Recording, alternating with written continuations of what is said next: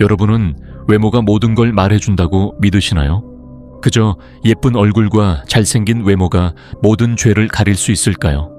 놀랍게도 사람을 죽인 끔찍한 범죄자조차도 그 외모 하나로 팬클럽이 생기고 열광적인 지지를 받는 경우가 있습니다. 왜 우리는 이렇게 매혹적인 어둠에 끌리는 걸까요? 진화의 본능 때문일까요? 아니면 단순히 외모지상주의의 끝없는 나락에 빠진 걸까요? 오늘 우리는 사람들의 마음을 뒤흔들 정도로 매력적이지만 그 이면엔 차가운 악마의 본성을 숨긴 이들을 만나보려 합니다. 첫 번째, 카메론 헤린. 2018년 5월 23일 플로리다주 사우스 템파의 베이쇼어대로에서 평범한 하루가 끔찍한 비극으로 변했습니다. 학교를 갓 졸업한 두 소년이 도로에서 드래그 레이싱을 시작했는데요. 드래그 레이싱이란 평탄한 직선 도로에서 자동차 경주를 즐기는 것을 말합니다. 미국에서는 만 15세부터 운전면허를 딸 수 있기 때문에 사춘기 소년들이 종종 이런 위험한 경주에 빠지곤 합니다. 문제는 경주의 특성상 상대방보다 빨리 결승선에 도착하려고 무리하게 과속하다 보니 사고가 날 가능성이 크다는 것이죠. 이날도 그런 일이 벌어졌습니다. 부유한 가정에서 자란 카메론 헤린은 졸업 선물로 부모님에게 포드 머스탱을 받았습니다.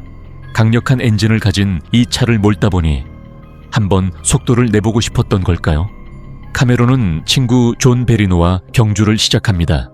그렇게 속도는 점점 높아졌고 카메론의 머스탱은 시속 164km까지 치솟았습니다. 그 순간 앞쪽에서 유모차를 밀며 길을 건너던 여성 제시카 레이싱어가 나타났습니다. 유모차에는 어린 딸이 타고 있었습니다. 친구 존은 아슬아슬하게 두 모녀를 피했지만 카메론은 멈추지 않았습니다. 엄청난 속도로 달리던 그의 머스탱은 결국 두 사람을 덮쳤고 그 결과는 끔찍했습니다.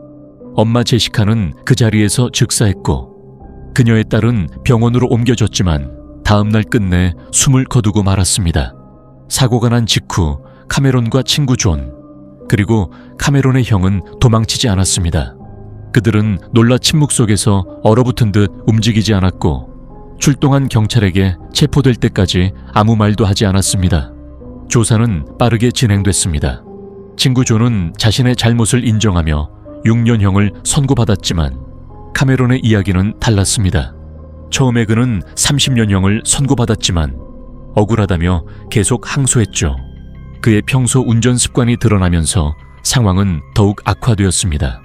최고 시속 260km로 과속을 즐기던 기록이 발견되었고 결국 카메론은 24년형을 선고받아 플로리다 리셉션 교도소에서 복역 중입니다. 그런데 이 사건은 여기서 끝나지 않았습니다. 재판 과정이 실시간으로 생중계되던 날 많은 시청자가 카메론의 얼굴을 보고 충격에 빠졌습니다. 카메론의 외모에 빠진 사람들은 틱톡과 페이스북 같은 SNS에 팬클럽을 만들고 믿을 수 없는 말을 남겼습니다. 저 얼굴로 감옥에 썩힌다고. 그건 범죄야. 피해자가 불운했을 뿐. 저 얼굴은 세상에 남아야 해. 범죄 따위가 저 비주얼을 가릴 수 있겠어. 감옥이 아니라 런웨이에 서 있어야 할 얼굴이잖아. 사람을 죽였다고? 그래도 저 얼굴이라면 난 이해해. 그들의 외침은 점점 더 커졌고 지금도 그의 자유를 요구하는 목소리가 끊이지 않습니다. 하지만 이런 움직임은 피해자 가족들에게 또 다른 고통을 안기고 있습니다. 두 번째, 카를로스 로블레도 푸치. 1970년대 초반 아르헨티나에는 엔젤이라 불리던 한 연쇄 살인마가 있었습니다. 외모가 천사처럼 아름답다고 해서 지어진 별명이었는데요. 그의 진짜 이름은 카를로스 로블레도 푸치. 11건의 살인과 17건의 강도 행각을 벌인 이 남자는 천사 같은 외모로 사람들을 현혹시키며 세간의 주목을 받았습니다. 푸치는 1952년 1월 19일 부에노스아이레스에서 태어났습니다. 그의 가정은 가난하지도 특별히 부유하지도 않았습니다. 흔히 연쇄 살인범들이 겪는 불우한 가정 환경조차 없었던 그는 비교적 화목한 가정에서 성장했죠. 하지만 그는 처음부터 사이코패스적인 본능을 품고 태어났던 걸까요? 그의 첫 범죄는 16살 때였습니다. 범행 파트너 호르헤와 함께 한 클럽에 침입한 그는 망설임 없이 클럽 가드와 사장을 총으로 쐈습니다. 그들은 약 750만 원 상당의 현금을 훔쳐 유유히 사라졌습니다. 그 누구도 그들을 붙잡을 수 없었고 첫 번째 성공은 그들에게 위험한 자신감을 심어주었습니다. 다음 목표는 더 컸습니다. 푸치와 호르헤는 상류층이 사는 지역의 벤츠 매장에 침입했습니다. 그곳에서 약 40만 페소를 훔쳤지만 예상치 못한 상황이 그들을 기다리고 있었습니다. 매장 안의 방에서 한 가족과 마주친 것이죠. 푸치는 단 한순간도 망설이지 않았습니다. 남편과 갓 태어난 아이에게 총을 쐈고 방 안에 숨어있던 아내에게는 끔찍한 폭력을 가했습니다. 다행히 기적적으로 아이는 총알을 피하며 목숨을 건질 수 있었습니다. 그들의 범행은 끊임없이 이어졌습니다. 훔친 차를 몰고 길거리를 떠도는 여성들을 납치해 폭행하며 매장들을 돌며 돈을 훔치고 다녔습니다. 1972년 2월 1일 푸치는 결국 범죄의 끝을 맞이하게 됩니다. 그날 그는 새로운 범행 파트너 소모사와 함께 하드웨어 상점을 습격했습니다. 그들은 금고를 열기 위해 경비원을 처치하고 숨겨진 열쇠를 찾기 시작했죠. 그러나 금고는 쉽게 열리지 않았고 시간이 지나도 문을 열지 못한 소모색의 푸치는 갑자기 폭발적인 분노를 느낍니다. 푸치는 주머니에서 총을 꺼내 소모사의 뒤를 겨냥하고 반가쇠를 당겼습니다. 푸치는 이후 소모사의 시신을 처리하기 위해 경찰이 그를 추적하기 전 토치를 이용해 그의 얼굴과 지문을 태워버립니다. 그런데 푸치가 실수한 부분이 있었습니다.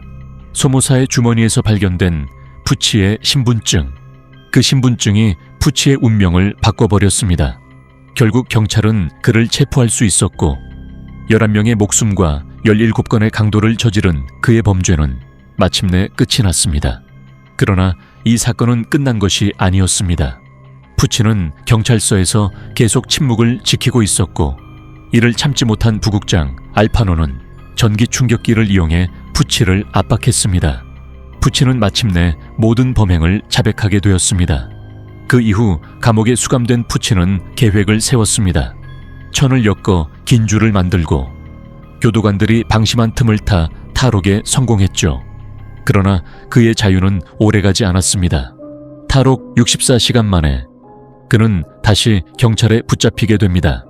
이후 그는 아르헨티나에서 최고형인 종신형을 선고받아 50년이 지난 지금까지도 감옥에서 생활하고 있습니다. 세 번째, 테드 번디. PCLR 사이코패스 테스트에서 40점 만점에 39점을 받은 테드 번디. 그는 거의 완벽에 가까운 점수를 받았습니다. 외모는 화려한 잘생김보다는 평범하지만 호감 가는 모습이었고 주변 사람들은 그를 매력적인 남자라고 평가했습니다. 말도 잘하고 머리도 좋았으며 법대를 졸업한 그의 인생은 정상적이고 성공적인 듯 보였습니다. 그러나 그가 보였던 모든 행동은 철저한 연기였고 그 이면에는 사람들과는 다른 어떤 존재가 있었습니다. 어린 시절부터 그의 마음속에는 양심도 이타심도 배려도 존재하지 않았습니다. 3살 때 그는 이모의 이불에 칼을 넣어두었고 학교에선 관음증이 심해 여자아이들을 몰래 훔쳐봤습니다. 상습적으로 물건을 훔치는 범죄를 저지르기도 했죠.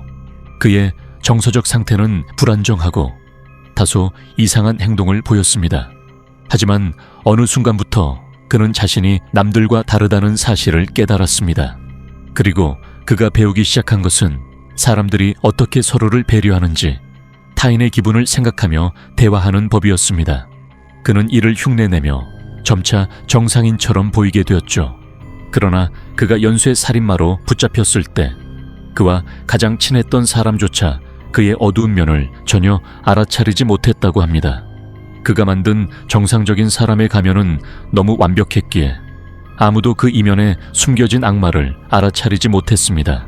테드 번디는 특별한 유형의 여성들을 타겟으로 삼았습니다. 그가 선택한 여성들의 공통점은 바로 그의 전 여자친구 다이앤을 닮은 외모였습니다. 이 여성들은 모두 예쁘고 똑똑했으며 번디가 그토록 집착했던 인물의 모습과 겹쳐 있었습니다. 능력이 없어 헤어지자는 말과 함께 이별한 후 번디는 비정상적인 열등감을 느꼈고 그 감정을 해소하기 위해 다이앤과 비슷한 여성들을 하나씩 제거해 나갔다는 분석이 있습니다. 번디의 살인 방식은 너무나 끔찍하고 잔혹했습니다. 그는 자신의 범행을 실행할 때마다 시신을 다루는 과정에서 흥분을 느끼는 사이코패스적 특성을 보였죠. 더욱 충격적인 점은 그가 정확히 몇 명을 죽였는지 아무도 알 수 없다는 것입니다. 그는 4년 동안 최소 20명에서 최대 100명까지의 여성들을 잔인하게 죽였을 것으로 추정되고 있습니다. 그러던 어느 날 번디는 고속도로에서 난폭 운전을 하다가 경찰에 의해 체포됩니다. 경찰은 그의 차를 검문하는 과정에서 여성의 팬티 스타킹으로 만든 복면과 수갑 등 의심스러운 물건들을 발견하고 그를 체포했죠. 이 사건을 계기로 그의 범죄는 하나둘 밝혀지기 시작했고 재판에서 그는 놀랍게도 변호사를 고용하지 않고 스스로 변론을 하겠다고 선언합니다. 하지만 결과는 예상대로였습니다. 번디는 결국 사형을 선고받고 1989년 1월 24일 새벽 플로리다주 교도소에서 전기의자에 의해 처형됩니다. 그가 사형 전 남긴 마지막 말은 그 어떤 예고보다 섬뜩하게 들렸습니다. 난 짐승이 아니야. 난 미치지 않았고 다중인격도 아니지. 난 그저 보통의 사람일 뿐이야. 연쇄 살인범들은 너네의 아들이고 남편이야. 우리는 어디에나 있어. 내일은 더 많은 아이들이 죽어 있을 거야. 이 말을 남기고 그는 전기의자에 앉게 되었습니다. 오늘의 이야기는 여기까지입니다. 시청해 주셔서 감사합니다. 구독과 좋아요 부탁드립니다.